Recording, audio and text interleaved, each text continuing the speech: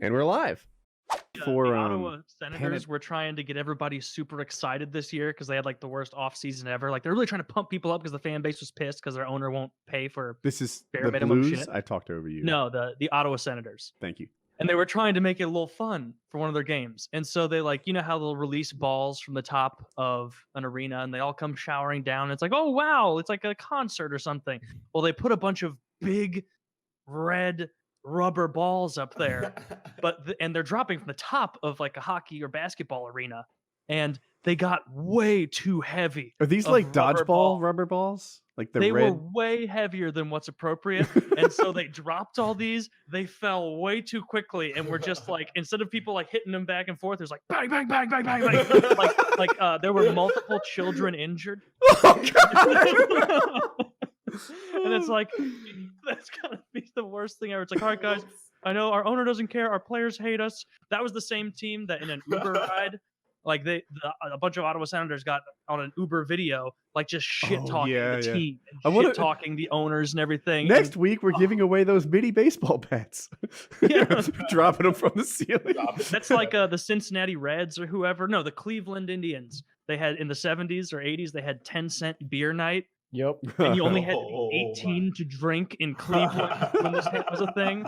And they had to cancel the game. The fans stormed the field.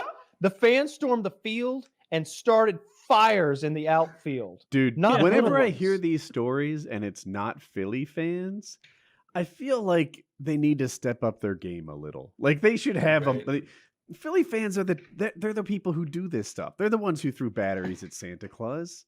They hit their batteries at Santa Claus. Yeah.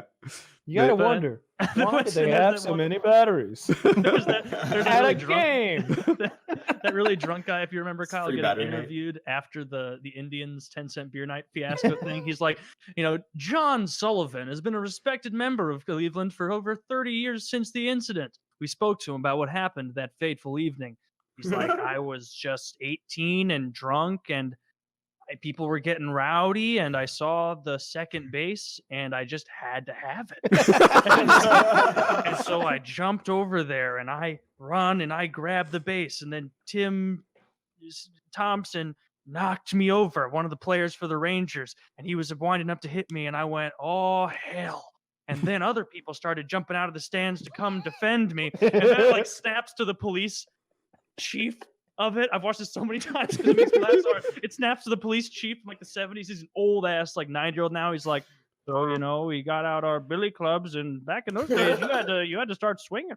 So he's talking about like caving people's skulls. They were gonna kill the opposing team. They were hiding in the dugout. Yeah, and then like the one Rangers player they interview who was the opposing team, he's like the only somber one really, who's like, I got hit in the side of the head with a piece of glass, and thank God the Indians players came out there to protect us, or it could have gotten a lot of it.